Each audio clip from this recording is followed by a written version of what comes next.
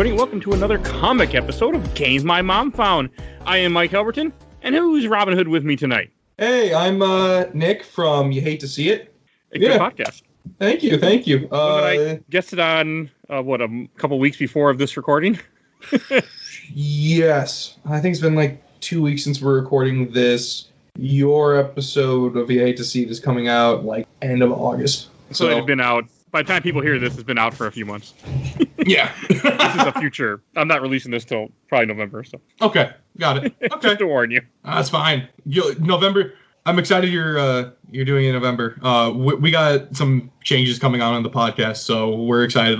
Those changes will have taken effect by the time this comes out. So please, it'll be come check November, it out. December, probably. Okay. I forget where it falls. Yeah, we will be making some fun changes. Okay, and I should introduce what we're talking about. We're going to be talking about Green Arrow, the Longbow Hunter, the comic that came out in 1987 that you probably never heard of. Because I know I never heard of. I definitely never heard of it. And it's prestige format, which I don't know what that means exactly. So when I first opened this, and you told me to read it, you said 87. I'm like, okay, fine, whatever. I opened it, and I'm like, God, this is so hard to read. One of my few complaints about this issue is that the lettering from the 80s was awful. Yes. It's so bad. Especially at first, because they use like a pink background. Yeah. And, well, one, we're not reading the actual book, so that might have been an issue too. So one of the word grandfather comes up later, and I spent about 90 seconds trying to figure out what it was trying to say. It was so hard to read. It's not you, because some of the words are like bold, and the bold like almost like falls on top of the other words and covers them up, and it doesn't. It's kind of weird. Like I read this on a phone, so I had to really like zoom in sometimes to read the word, and it was not easy. That's how I read it too. Like, so that one instance, it's like the inker was given a certain amount of space to work with, and he somehow had to fit a couple more letters than he was comfortable fitting in into that box. So it was just like, it wasn't good. I actually never read this before. I only knew this existed because as many podcasters do, I'm always looking to see what are top 10, what do people recommend, what should I be reading? I'm like, what can I talk about in the future? And this kept coming up on different lists. Not Watch Mojo, but other lists. And I'm like, okay, I like Green Arrow, but he's not my favorite character. I'll check this out. And just the first page, like the first couple pages where it shows some lady walking around in an alley in Seattle, and you see like a half-naked woman. Then all of a sudden, the next page, you see her getting her neck just slit, and she's just bleeding. I'm like, oh, so that's what kind of comic we're reading today. I really like this. When you were on our podcast, I was talking to you about DC Black Label. Oh yeah. I've only read a couple things of DC Black Label. I've read a couple issues of Constantine Hellblazer. DC Black Label is a lot like this. It's dark, it's gritty, there's swearing, nothing censored. And one of the things I was reading about this was inspired by, or this came out after Dark Knight Returns, I think. Which is also like super gritty from the 80s, which is like a lot of just gore and doesn't hold anything back. That makes sense. I didn't even think about Dark Knight Returns because I'm not a big fan of that story, but that was 1986. So yeah, that makes sense. I haven't read it. I want to read it after reading this. You should read it.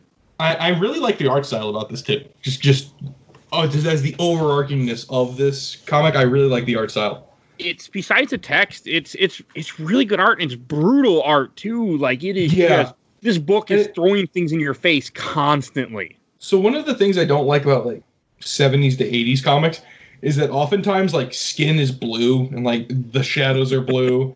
I don't like that. This doesn't do that, which I really like. No, and it's not. You can tell, like, because I guess prestige format I think it's a bigger book, so like magazine style. I think I could be wrong on that. This was 40 pages, I believe. Yeah, so maybe that's the prestige like 40 pages, which is fat for a comic book. Oh yeah. I was surprised because even in the first couple pages of the first issue, you have Green Arrow, not in the Green Arrow outfit, talking with Dinah. Is it Dinah Lance? Is the first Black Canary? Or am I confused? Yeah, she's the original Black Canary, and she is like Oliver Queen's girlfriend, main love interest. So disclaimer: the premium knowledge I have of Oliver Queen in Green Arrow. God, I can't talk. Oliver Queen in Green Arrow is from Arrow, the CW show. That's the primary knowledge I have of it, which I'm sure is nearly comic book accurate. This is the first Green Arrow book I've ever read, so don't feel bad. I tried reading the Rebirth Green Arrow, and they didn't go on with it very long. It got canceled? Yeah, it got canceled relatively early, I think. I'm gonna effort that. He's not a good character, usually.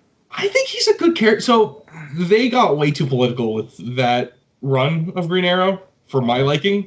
So I couldn't read it. Let's see. How many issues of this did they have? They did not have a lot.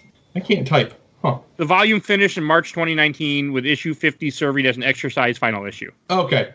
Yeah, there you go. So it's I mean, because double shipping.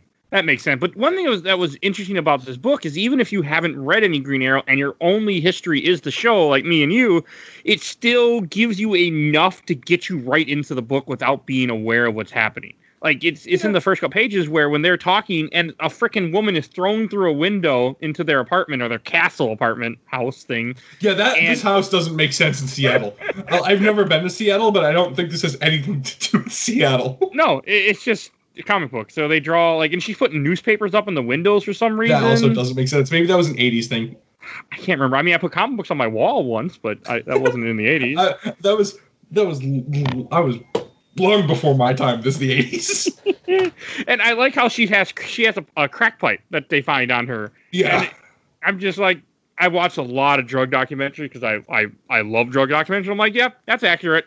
Yeah. So, this, I really like this because during the 70s and 80s, there was this huge crime wave in America, and New York was basically Baghdad, and it was just awful. You didn't want, if it was past 7 o'clock in New York, you weren't outside because it was just brutal. And this is kind of a lot like that, because that's where you get movies like Warriors, Death Wish. Oh, yep. That's where you get the movies like Death Wish, and it's all pulled from that. You get Dirty Harry because that was crime in the 80s and 70s. Yeah, it was pretty bad. Yeah. And I feel like this book does a good job of doing that. And again, these are just two. One thing interesting about Green Arrow and Black Canary is, at least in this version of them, neither one's really a superhero. I mean, sure, Green Arrow can shoot arrows and Dinah Lance can. They're just vigilantes. They don't show Dinah's scream. I don't know when she was a meta. I don't know if she was always a meta or how that came into play, or if it was a trinket or something. Oh God, I unfortunately don't know, because again, my only history is the show. But I can't remember. But I like this. I was also confused because she's not blonde. The woman that you see has black hair, and it's that confused me too. Yeah, I was wondering what the hell is this? And the way that they get you caught up. Hey, luckily they don't do it over 5 seasons, giving you flashbacks of every issue. What they do is they give you about 4 double pages where they talk about him being on the island, him learning to fight, and all that, or maybe 5 pages. But I'm okay with that. I don't need to have flashbacks every episode. I'm okay with it. One thing I did like about this was I love the interconnectivity of DC Comics. That's why I love DC Comics. Same. But they don't mention Batman. They don't mention the Justice League. They mention Roy Harper, and that's it. They mention Roy Harper doing drugs in that famous issue cover. Yeah, and that's it. So it's a standalone that you can't just jump in if you just feel like some dark and grit. Yeah, you don't need to know Green Arrow. You don't need to know anything. They give you everything you need in this book. They talk about how he was being Green Arrow. They talked about how he got off the island. They show him doing some trick arrows, and then it talks about a couple key things like you mentioned with Speedy, and then it jumps to Dinah Lance in her sexy costume. Yeah. I do love the panel where it just shows him on the ground where he fake shoots himself, and he has one eye open and you just see her ass and the fishnet leggings. Yeah. I like that panel. That's great. One of the things I enjoyed was he's older in this. He's not in his 20s or something. He's 43. Yeah, that's cool though, because you don't always see these superheroes when they're older. Dark Knight Returns would have been one of the first cases where you have Batman's older than this, but it's definitely cool to see. And one thing that we hadn't mentioned that is an overarching throughout all 3 of these books, they talk about in the first page is the Seattle, not Strangler, but Seattle Stabber or Seattle Cutthroat. Slasher? Seattle Slasher. Yeah, that sounds a lot better. My brain was coming up. And it's in the first book. They keep showing this half naked woman a couple times, or mostly naked, and then they also show a woman gut somebody in the park, like a undercover cop. And it's very interesting how it keeps jumping back and forth. Like you have Green Arrow in bed, and you have these people getting murdered by the Seattle Slasher, and neither story feels really connected because they're not involved yet with what's happening. Yeah, that undercover, was she killed by the Slasher? Oh yeah, there's a panel where they run out and she's got blood dripping on her hand. Oh yeah, she's dead. Okay, I didn't know if I couldn't remember if that was the Slasher. Oh, you're right. I thought there were two. There are a couple points of this comic that I'm a little confused at. Well, they don't matter because they're happening, but they don't even completely wrap. Yeah, because the Seattle Slasher just gets killed later by a random arrow that's not even shot by Green Arrow.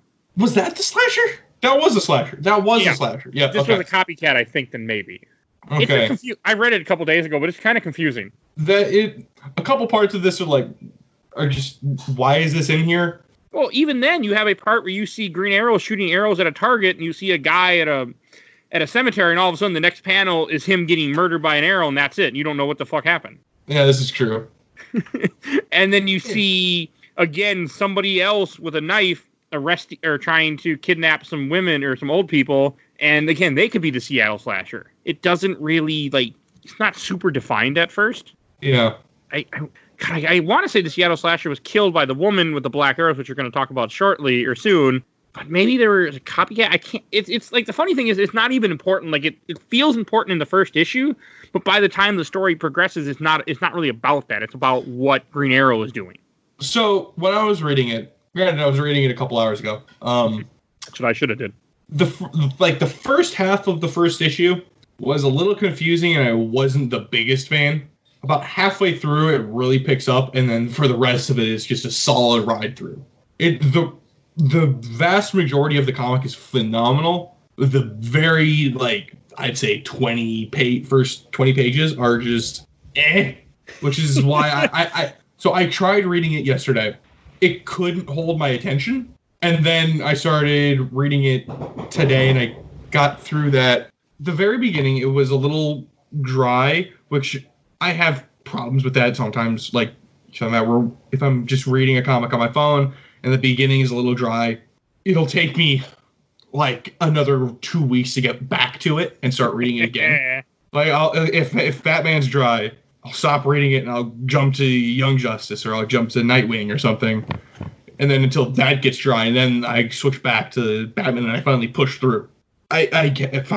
Fortunately, this was only a couple pages of this where it was dry, and then I got through, and then it really picks up, where he starts the part where he starts interrogating the punks in the alleyway. Oh, where he shoots him in the hand and the ear? Yeah, that caught me off guard, because I was looking at my phone, and that just shows up, and I'm like, oh wow, they're just showing it all. Oh yeah, and one thing we have to mention that's very important is right before this, after Dinah puts on the Black Canary outfit and they have sex, there's a comment about how, you had said before, where he mentioned his age, and he says he wants kids, and her response is, I love you, Oliver, and I'd love to make babies with you, but I won't make orphan. And that plays such a big part in what happens, because he wants something, and she's like, we're vigilantes, we're crazy, we ain't bringing kids into this world. And again, they have no superpowers, you can kill them pretty easy if we find out, close to it in this book. And this is one of the things about 80s comics is the technology that not even that we have right now, but the technology that the Arrow show will just conceive. They didn't have any idea for that right now. Arrow is just wearing leather clothes. He doesn't have Kevlar or anything. He doesn't have any special gimmicks. He just has clothes. He might have an arrow with a net in it or something. Or a firecracker. That's, I think, all you get in this comic is you get in the early preview, you have him doing the net thing, like you said. Otherwise, everything else in this book is just regular old arrows. Yeah. He's just a guy. He has no technology, nothing. I think that makes it interesting. And you also, you have a couple panels that didn't make sense at first, where you have these corporate guys in some big building, look like mafia, that keep talking about this job they're doing, and this stuff needs to be moved. And it doesn't really have anything. It doesn't make any sense at first, because the book is jumping around. Arrow's doing this, and he's in looking for because he's trying to find the Seattle Slasher. And I think he finds a homeless guy or something, and then gets his ass beat real quick. Yeah. Maybe he did find the slasher. I think he did find the slasher, and he got his ass beat, and they light the building on fire, and the guy's going to leave him there for dead. Oh yeah, that is. Oh yeah, and then that's when he gets killed. That was interesting. Was he Vietnam? I think he's Vietnam. Yeah. Yeah, it looks like Vietnam. Yeah, Tunnel Rats were Vietnam. So. Oh yeah, 100%. So here's where like a little bit of the confusion from the first issue comes in. Was the slasher working with the corporate guys? I don't know. I don't remember if that caught to me or not. Maybe because they make a comment saying Wolzak with the other guy. Yeah, I don't know. I want to say yes, or maybe it was just something that was happening. I don't know. Now that I think about it, because I got into the story, but I just kept going. Like I wasn't even like the slasher part just kind of goes away and more important things happen. Yeah. I think the slasher is a really good hook. Oh yeah, he does that. He's a really good hook, and then they just cut it very quickly. Like once you're in and you're reading, they just cut the slasher. Yeah, and the slasher has nothing to do with it. That was a slasher, so there were two slashers, I guess, because you had the female that killed the woman earlier, but this guy gets killed by a archer with a super awesome dragon tattoo on her arm, which is from the Arrow show. Not the tattoo, but the character is sort of. Yeah, Shadow. She was someone who was trapped. She was on the island in season 2 when he's like, I lied, I wasn't by myself, and she's around with them with Deathstroke, and then she dies in quotations, and then she shows up later or something. I can't remember everything. God, okay. Oh god, Arrow. I'm currently binging the entire Arrowverse right now. Good luck. I'm enjoying it thoroughly. Not to dive too much into that. I have yet to hit the points where people are like, "This is awful." Supergirl pisses me off at times, but it's not awful. I wouldn't say any of it's awful. It just I haven't continued on it. I haven't even finished the last season of Flash, which is not like me. But that's partly because of Infinite Crisis. I'm trying to get to do that. Because I don't have access to Batwoman on Netflix, so I haven't been able to finish it. So, like in this comic, when you first see this random person with the dragon tattoo, I mean, some people might know that the dragon tattoo, I guess, is a Yakuza tattoo. I mean, I'm not aware of that, but she's the one that kills the slasher before he kills another woman, and then Oliver sees her, and because again, Oliver makes a comment here how he hasn't killed anybody since he was on the island, and he killed the boar or killed animals, but he won't kill anymore. He hasn't killed since then, and that kind of plays a big part in this because you have this other archer who's killing these certain old people, which you have no idea why. He's trying to figure out what's happening, and nothing is being put together. And then after you have that the slasher, you think the slasher was killed, the last page of the first issue shows someone else about to kill another woman. Like the slasher, I guess maybe the slasher was Seattle? Yeah, slasher was Seattle. I mean, like the slasher was Seattle itself, like the criminal part of Seattle, what they're going for as a metaphor? I don't know. I think this was a copycat. Okay. I think this was the copycat because I believe there was a copycat for the slasher. God, it's a confusing comic. Like we both read it not long ago. The first issue is a little hard to follow. It's the second issue where it starts off with not even talking about Green Arrow. They're talking about some kid in Japan and showing panels of a spider and old people teaching this kid how to shoot. It's very off. Like you see the corporation guys talking back and forth about somebody being killed, and they kind of know what's going on. You see another guy die, and you keep having where it just keeps going back and forth with this kid being taught how to shoot. And it's interesting because it doesn't make any sense to you at first. Like you don't know what the hell's going on in this comic. No, it is well written. Another overarching thing of it is that it is very well written. It definitely grabbed me. I think it had multiple feints in it to like put you one way, and then it'll like the slasher was a feint at the beginning to hook you in, and you think that that's the story, and then it pulls you in with the Black Arrow lady, the Shadow. I guess is her name. You don't find out right away, but yeah, it's Shadow. No, it's Shadow, and after that, the story is really interesting. I'd say that second and third issue are definitely where the meat's at. Yeah. I also like how you have Oliver in the police station talking to a detective, and he's talking about the Black Arrow and everything. And I like how the guy's like, you're not from here. We don't really like, I'm talking to you, but we don't like you. Like, I like that. Yeah. I like how they're like, get the fuck out of my investigation. Get the fuck out of here. We don't want nothing to do. Like, I don't need you. Like, I enjoy that because it shows, like, a lot of times you see certain superheroes like Batman, he's been with the city forever. They know him. They work with him.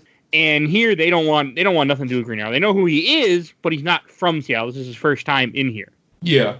So do you know why in certain panels, like while he's still talking to someone, it's like basically drawn with charcoal, and like there's no color to it? That was weird to me.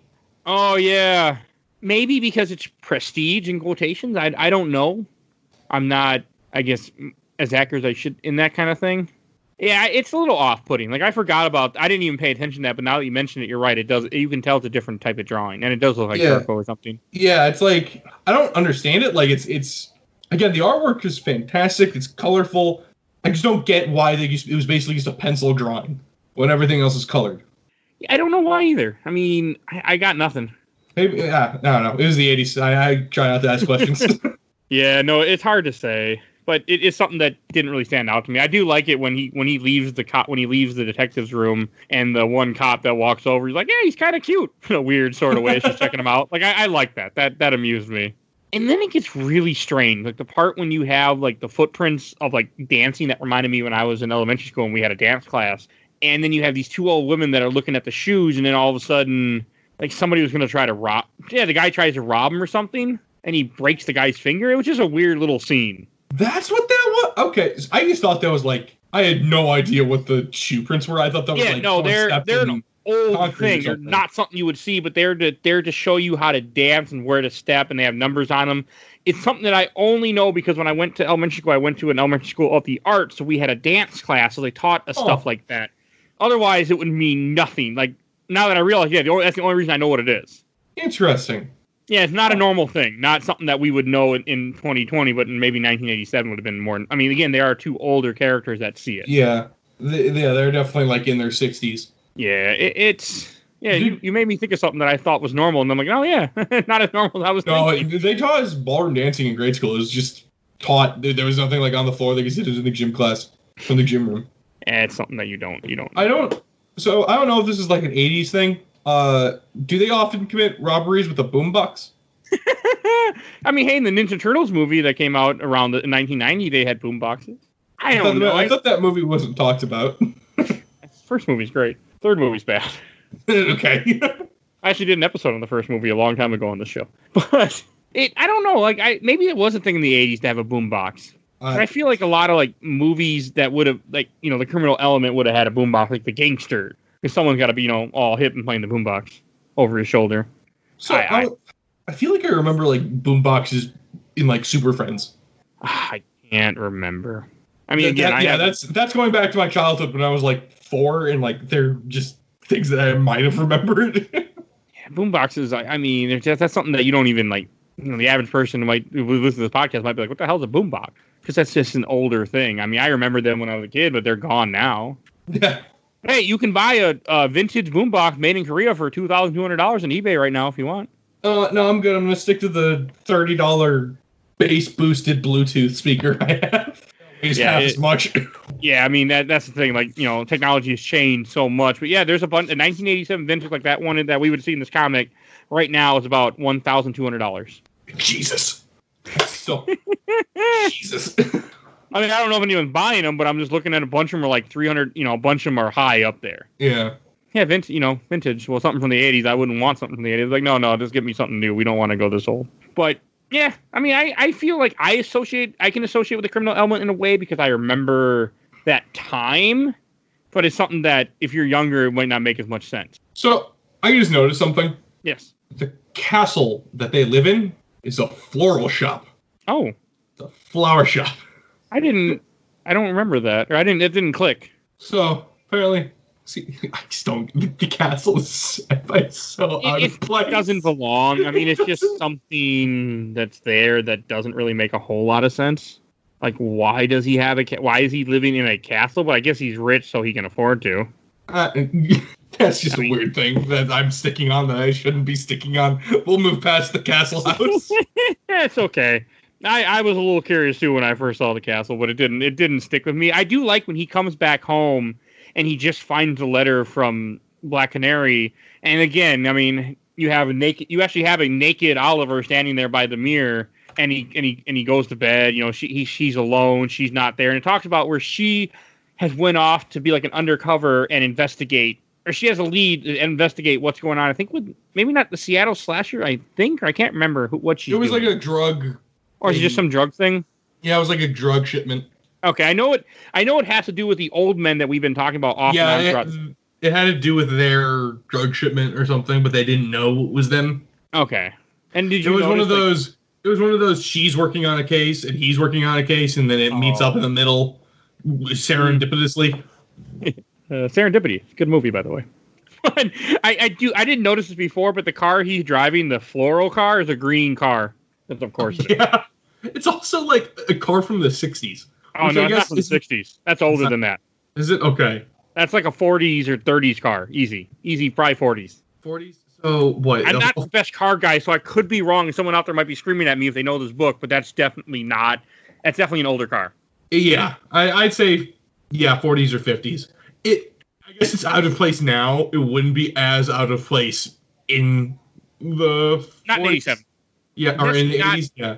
Not with someone who's rich, who could afford and keep up something like that. Because I'm not a car guy, but people have told me the older cars were easier to fix because they're just mechanical. They're not computerized. So you could just fix them yourself if you know what you were doing. Yeah, you don't need 18,000 different bolts to fix something like they do now. It's all the same bolt. I do like how he's like paying attention to what she's doing. You know, he's kind of following her, but then he leaves like, oh, she'll be pissed at me if she realizes I'm following her. And then that's when he starts to put together that the killings are not random, that these people are getting killed. Something's connecting them, even though earlier when he talked to the detective, they're like, yeah, there's nothing that we can't find anything in common. He's like, something's wrong here. And I like it where you have this scene where it's bouncing back and forth. He climbs on a roof, and this is when he first meets Shadow, whatever her name is. Again, it's like these characters are very human. Like he tries to shoot her, and something happens, and he ends up deflecting the arrow, and his arrow gets fucked up, his bow gets broken, and he tries to hit her with his bow and gets his ass beat. Yeah, that was something like I don't understand how his bow broke. I guess she shot the string? Did she? I don't think she did. I think his bow just broke. Or did she? Oh, she did shoot the Jeez, she did shoot the string. She has like a special arrow just for shooting strings. Is that what it says? No, like you can see it like it's like a hook or like a horseshoe arrow that I'm assuming is like sharpened on the inside to like catch a string. Okay. On the I'm flipping through the panels right now. 24th page when they're fighting on the roof. It's a strange book. Okay, I see what you mean now. That's cool though. I didn't catch that before. And yeah, I didn't either. I was wondering how he broke his string. Because she doesn't want to kill him. She doesn't want to. She's just trying to stop him because the target is this. And off and on, you see this guy reading the paper, yelling about something, and that's her real target this whole time. It's just this random guy, and she guts him with an arrow, and it's kind of badass as it goes back and forth. And I do like seeing my superhero sometimes get beat up. I mean, I'm not certain ones I don't like, but this one I'm okay with the fact that Green Arrow he's older. He's not, he's a 43-year-old with no power. He's in good shape, but he's still 43 years old. Yeah, he's still not in his prime. Yeah, and then again, you have him laying in a bathtub because he's all beat up, thinking about what happened, and that's when he sees on the news that the guy that it's Dinah, right? Yeah, Dinah was with, and then he realized, oh shit, she's in trouble. And hey, for all those people that bought that Black Label Batman book, because you saw Naked Batman, here's Naked Oliver. You don't see anything, but there's Naked Oliver. So that's interesting. Like he goes to the bar where she's at, but he doesn't go in his costume. He just goes as himself with a leather jacket on, sunglasses on. I like it where he's like, I'm looking for a guy. And he's like, and the bartender's, you're in the wrong neighborhood, Petunia. I mean, and not a joke that would work in 2020 because we're past that. We don't, but it's interesting to me, like, because again, this is 1980s where something like that would have been normal and okay. And people wouldn't be like, you shouldn't be doing that, buddy. But, different time. But at least it's a very throwaway line. Like, it's just right there. Mm-hmm. And then he starts, like, almost beating the shit out of the guy to get the information he wants. Yeah, he takes his Coke. And I was expecting him to, like, break the glass in the Coke and, like, be like, tell me what I want to know. You're going to be sniffing it. Like, with the broken glass and everything. I thought that would have been, like, maybe that was too far even for the 80s. And maybe that's just my deranged mind. I mean, it's possible because, I mean, if you watch a lot of drug documentaries and stuff like that, I mean, Coke is really freaking powerful. So, I mean, they didn't do that in here, but, I mean, still, I'd probably just showing a Coke glass and going through all this would have been pretty, because the comic code, do you remember what year the comic code goes away? I don't. I've been seeing the comic code recently because I've been looking at older stuff. I don't even know. I don't. This is the oldest comic I've read. Oh.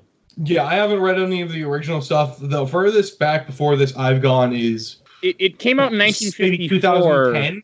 Okay, so yeah, I really had you throw back, huh? Yeah, like this is the oldest comic I've read, and I do find a lot of this fascinating.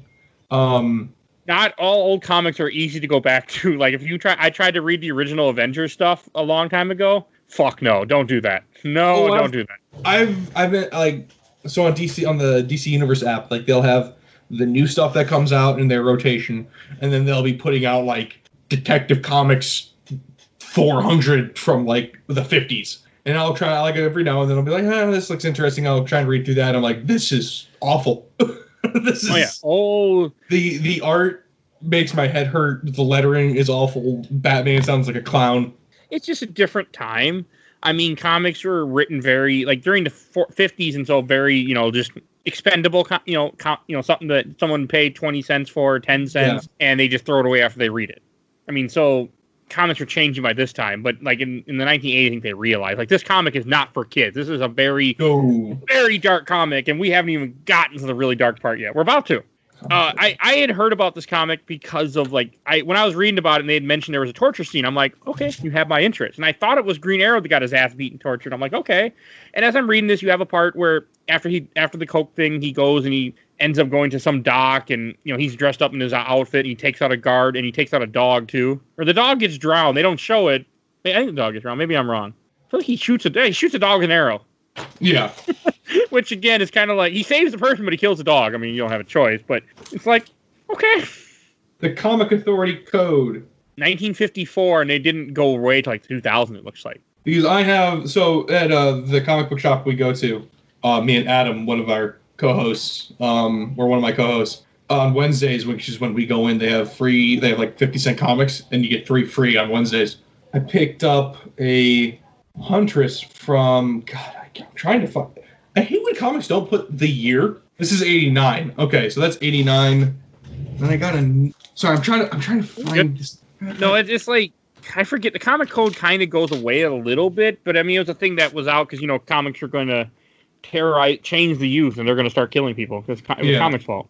Because human race was never violent before comics or video games, I also got a 50th anniversary of Green Arrow, surprisingly. I picked up. Yeah, it has similar art style to this. Yeah, I picked that up at the comic shop for free. That's the right way to read Green Arrow. Free. For free. I'm not a big Green Arrow fan.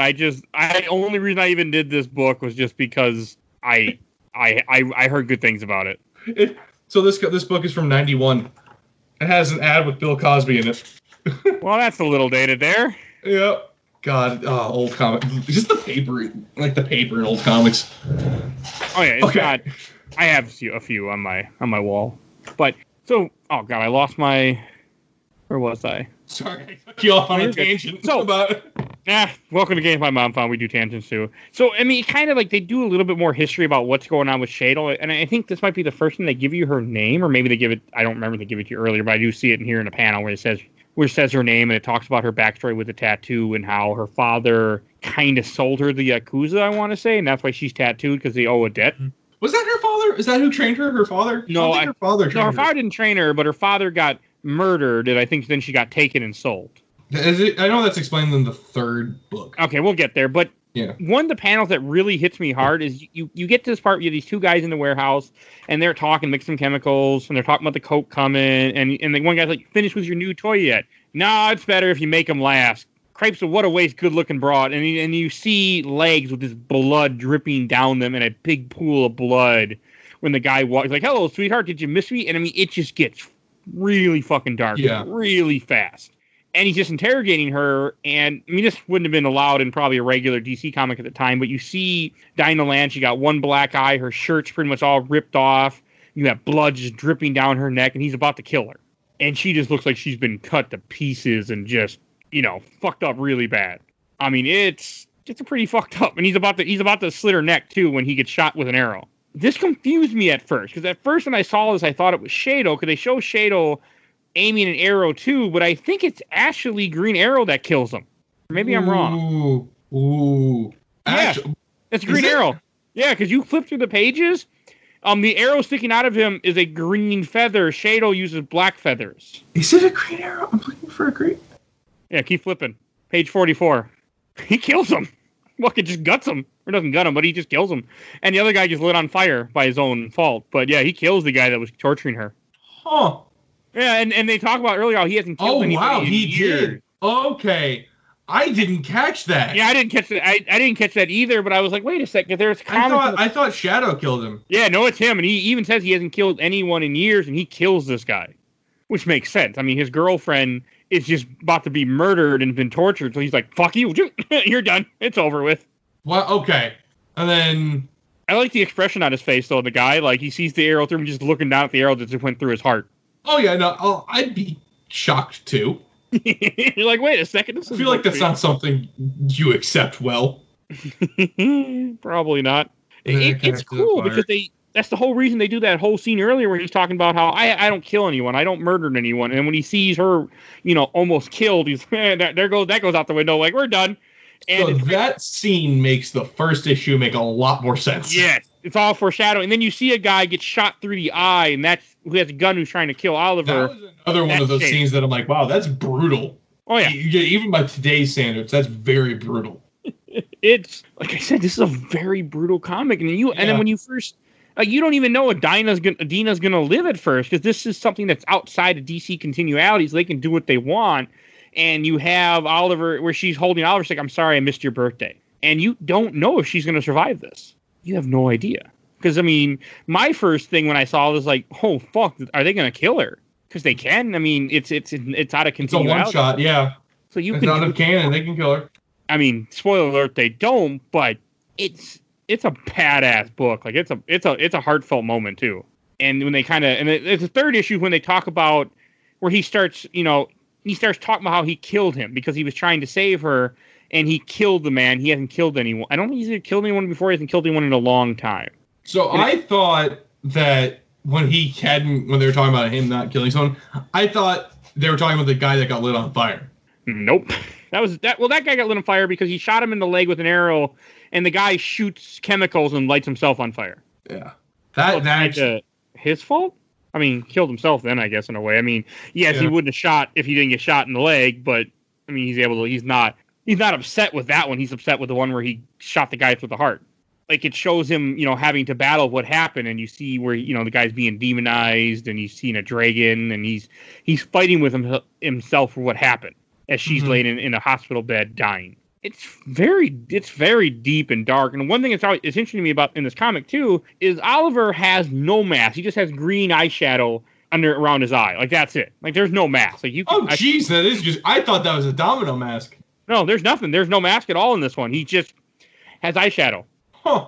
This entire time I thought that was a Domino mask. Huh. Yeah, I mean, that would make sense. I mean, that's what he does later on in the comics, or I think in majority of the comic. But yeah, in this, there's really no disguise. And with someone being rich and famous, I feel like people would recognize you. But maybe since this is a one-shot, he's not as rich and famous. I think they mentioned something about him losing his corporation at the beginning. I didn't catch that. Did Merlin take it? I don't know. They don't. It's a one-shot, so they don't. Making a joke. That's one of those things. Who knows? Because it is that one-shot. No, Deathstroke took it. Was that what it was in Season 2 of Arrow? It's been a long time. Yeah, I think so, yeah.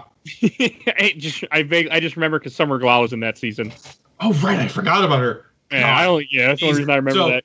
When I started doing my recent Arrow run, I basically just skipped the first 3 seasons because I remembered enough of them from when I originally watched them. You can skip 1, you can skip 3, but 2 is good. Yes, I love Deathstroke. Yeah, Deathstroke's great in that. I need to read a Deathstroke comic now. He's fantastic. Maybe I'll have to read Judas Contract someday. But Judas Contract is very good. I do like how they find something in the fire that kind of leads them to about the arrowhead that leads them to another idea. And he's kind of like, you see him investigating where he goes to a tattoo shop. He's sewing the tattoo, talking about the Yakuza and talking about the Archer. And that kind of puts him more on the track of what's happening. And then again, you have panel after panel of these random old guys in the same room bitching at each other about the shipment, which is cocaine. One of the things I really liked about it was that you have in the center, you have the air what Oliver Queen's doing, what the old guys are doing, the main story, and off like on side panels as if it's a different story. You have Shadow's backstory. I love that. That's something that I wish was done more often because it's really well done. And it's not confusing. It's very good, and I completely forgotten. Like later in this book, he drives off to some random mountain for something. I completely forgot about that, but then I realized it's because Shadow knew where this drug meeting was going to go on, and she gives him a clue to have him meet her there. She doesn't tell him that, but she gives him a clue, and that's when they finally meet again, and I think they talk about their backstory or something, and where she says how the men she's hunting were the men that killed her father because her father was a Yakuza that came over here during World War II or something like that. I want to say it was her backstory in this. So, yeah, her father came over before World War II, just before, with $2 million in gold. Oh, and then to sell, right? He was going to use it to, like, start up Yakuza operations in the U.S. Okay. And then the prison guards, which is the old guys, found out about it because they were OSS. And then they can't get it from him. And then they track him down later after the war. They're CIA now, and they interrogate him. They beat his wife. They threaten his daughter, and then he finally gives it up. Okay, that's what it was. And so one of the this issue references Iran Contra like so many times. That's another thing that I really find interesting now about the fact that this is a comic from 40 years ago, or I guess it would be closer to 30. This is like recent politics for that time. I don't like having politics in my comic books right now. Like my recent stuff, I don't like having it out. But it makes me wonder, what's someone my age, 20 years down the line, going to think about comics written now? Are they going to appreciate like the references? Or are they even going to understand the references? I mean, I feel like the Iran-Contra thing is something that some people younger might have no idea what the hell it is. I'm a history nerd. That's the only reason I know what Iran-Contra is. Like, it's not talked about anymore. If I were to ask Adam, he wouldn't know what Iran-Contra was. If I were to ask half of my friends, they wouldn't know Iran-Contra. I mean, to me, it's normal, but I know it's not. Like, it's not something that the average person is going to know anymore. No. It's just because I like, same with you, I love history. I also wonder if, like, someone reading now is going to understand what Texaco is. Because that's the map. The map is from a Texaco station. Probably not. They're not around anymore, are they? No, they went out of business like in the 90s, I think. Okay. I know who they are, but I didn't even think anything about it. Like, oh, Texaco. Okay, like it didn't even dawn on me that they don't exist anymore.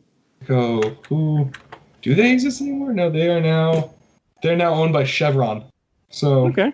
Again, that's the thing that I didn't even know I loved about old comics. I love the references to like a time long past, which is the 80s, which is gonna piss a lot of people off.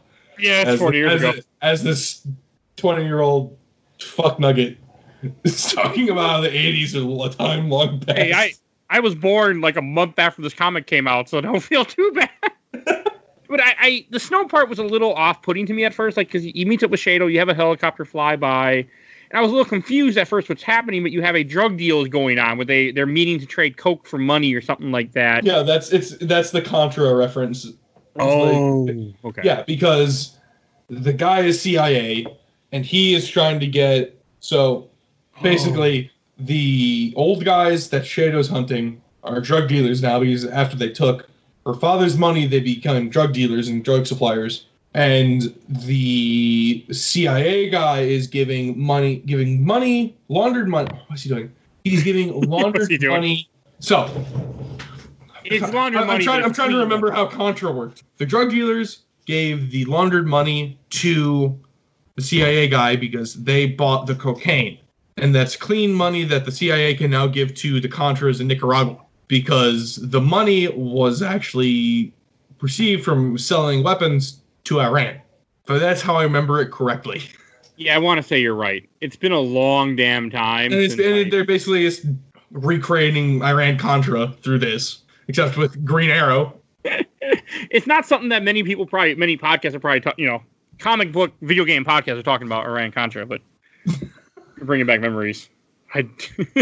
This is what happens with me. I end up going off in random ass history. I'm okay with that. It makes more sense. It makes the comic make a little more sense what's happening because I didn't remember that completely, and now I'm more educated. But I do like the scene where Shadow's about to kill somebody, and you see an arrow pass right by her from Green Arrow, and he's killing a sniper who was about to kill somebody. Probably, I think it was going to kill. I think it was aimed at Shadow because that was the CIA guys' lookout for this meeting. Okay, I read this a week ago, and I meant it. I can't remember. The only reason I know this is because I finished this 2 hours ago. Hey, it worked. At least someone read it real recently, but I like this. Like, I like where you have them getting gunned at Shadow and Green Arrow, and they're just putting arrows through people, but they're kind of getting. I mean, they're on their own. Like, it's cool to see where he almost gets hit by the helicopter, and they think he's dead, and they're like, "Oh, go find his body," and he's in the fucking tree. Yeah. I like that. And the first thing they say, "Oh shit," when they just look at him and see him and he just shoots an arrow at him and kills, and the helicopter blows up. I love that. And then you find the guy who's been in charge of all this the whole time, the drug smuggler, and he's just dumping the cocaine. That's Mr. CIA. Oh, he's just like, "What cocaine?" And he dumps it into the snow. He's like, "I don't have any cocaine." So I'm gonna save my grievances for after we're done reviewing the comic. I have one grievance about this. Okay, we can get there in Shelfer Box, which we're not too far away from. We're almost done with the comic, but I like it. And he takes the money. The guy's like, the money's clean. Here you go. Have the money, but don't let the IRS find you. And he just walks off. And that's it.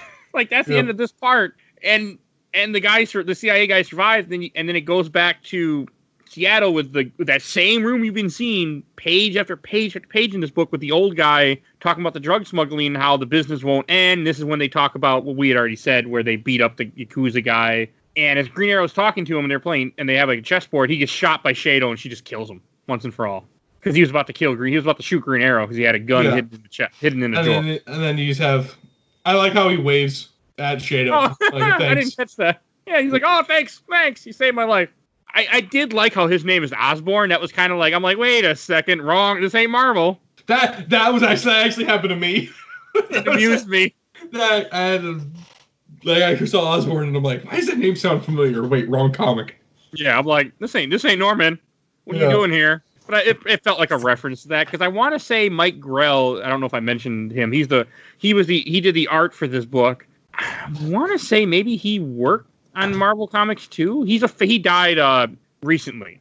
I think, right? Am I wrong? No, Mike Grell didn't die. Never mind. He's still alive. Going back to that free issue 50th anniversary I got, he also wrote this. Oh, that's cool. Yeah, Mark Grell wrote this. I wonder if... I was thinking of Glenn Wein. Glenn Wein died, I want to say. And I think that's who I thought had something to do with this book. I also might be pronouncing his name completely wrong. I just know some comic book guy named Glenn something who passed away. I listen to a comic book podcast, The Comic Conspiracy, and that's how I get most of my comic knowledge. I don't read a lot of comics, but it's not getting me anywhere. I do, so if I read too many. So. But it would have been before 2010, so before your time. yeah, no, you're not wrong. Yeah. I can't figure it out. It doesn't matter. Okay, so the way this book ends is kind of cool too, where you have Oliver goes to the emergency room where she's still in the hospital, of course, because they almost killed her, and he just he falls asleep, and that's when she talks about getting revenge. He's like, "It's done, all of them." Yeah. And I like how she's like, "You want to talk about it someday, maybe?" Like, I mean, again, the trauma of just killing, he only killed one person, but still, like, everything he just went through, he's like, no, it makes sense. Like, he's suffering from what happened, but I like where he's like, the last page you see of this book, I got a hell of a raise today, and he picks up the duffel bag full of money. Yep. Like, it's kind of interesting. Like, it isn't, like, in some comic books, some heroes, they would have gave that money back. He's like, fuck it. And it's also cool because I didn't catch that he's poor in this comic. Like, he doesn't have his business anymore in his company. Yeah. Well, yeah, very interesting. All in all, I thought it was very entertaining. It was a good comic. Nothing I would have sought out to read, but now that I've read it, I enjoyed it. I really want to own this now. I don't go to comic book store much anymore, and I only go to conventions, but I don't know what those are right now. It's 2020 when we're recording this, but someday I'm gonna look for these books because I would love to have this series. I really do like the covers were good. Everything about like the art. My favorite thing about these books is definitely the art. Yeah, they're not. The covers we haven't talked about, but the covers are really good, like painting looking drawings on them. And it's not very expensive. It's only like $10 on eBay for all 3 issues. Somebody's selling them. Really? Yeah, so it's not. I just want to see if it's the same size as a regular comic book. That's my big curiosity right now. But yeah, I definitely want these. That is a good question. Yeah, I'm gonna track these down someday. Okay. Anything last thing to say about the book before we go to Shelf or Box? No. Okay. Let's go to Shelf or Box, and since I'll start. Kind of give you since this is your first time being here. So when I came, as I said before, I'm not a big Green Arrow fan. I just watched the show, but I wanted to bring Green Arrow onto the show. So I was looking, okay, what are some arcs for Green Arrow? And this is the one that kept popping out to me that people are like, this is what you need to read. This is one of his better stories. I'm like, it's 3 issues. I'm like, okay, this will work perfect for a short episode. And it really grabbed me. I wasn't expecting it to be as adult and violent as it is, even though I knew there's a torture scene. It still didn't. It threw me for a loop. And I'm really glad that I did finally read this. And it's definitely going on the shelf. And if it's something that you like Green Arrow, or if you're curious about Green Arrow, you don't need to know anything about the character. You can just read these 3 books and you'll be just fine. And you'll maybe enjoy yourself. Yeah. Again, like I said, I never would have gone out to look for these comics. Yeah, there isn't a world where I was like, I'm going to find this random ass Green Arrow comic from the late 80s. But now that I've read it, it makes me want to read the Dark Knight Returns. It makes me want to read some of the older, grittier stuff from the 80s and 90s. If you never read Dark Knight Returns, you need to read it. But if you were interested, I know the perfect way to set it up in the future. Okay. So, if you're interested, give me about a month, and then I can. I need a little bit of time, but yeah, I'd be up for it. If you want your first time you read it to be on air. So, I don't know. I wasn't even really fully aware that they made comics this gritty back then. I guess there's always been a desire for like the Black Label-esque style of comics. There's always going to be the stuff meant for kids. There's always going to be the stuff meant for the mainstream. And then there is going to be that small contingent of people who want something that's brutal.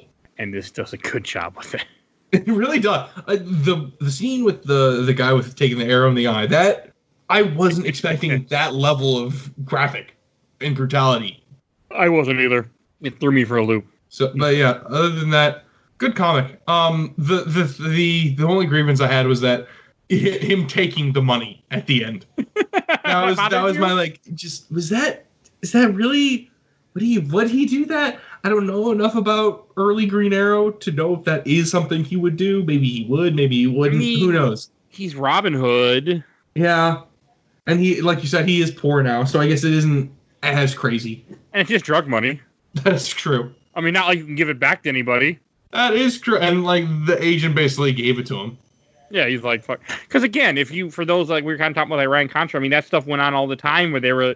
I mean, if you watch the show Narcos, there's a scene where you have a CIA agent talking to someone, being like, "Hey, you do this for me, we'll let you deliver your drugs quietly. We don't care. Just deliver this here to this country to help the guerrillas keep fighting against communism." Because again, I mean, there was that time where everything was against communism, real communism, not fake communism, where people are wearing masks and they're communists because they're wearing a mask. But hopefully by the time you hear this, that has gotten a lot better. So I know I irritated somebody right now, but that's okay. Oh, and this is also rated by CBR as the #1 Arrow story to read. Really? That's why it's on this show. Oh, and you didn't say, would you put this on the shelf or in the box? Shelf being you liked it a lot, box being you're good. I'd say as my first experience reading Green Arrow, if I needed something on my shelf that was like, I got too much Batman, I got too much Batgirl, I got too much this, I got too much Red Hood, I need something that's not Bat Family, I'd put it in there. I'd put it in there to give it a little bit of variety. I'd put it on the shelf. Okay, you can go with that.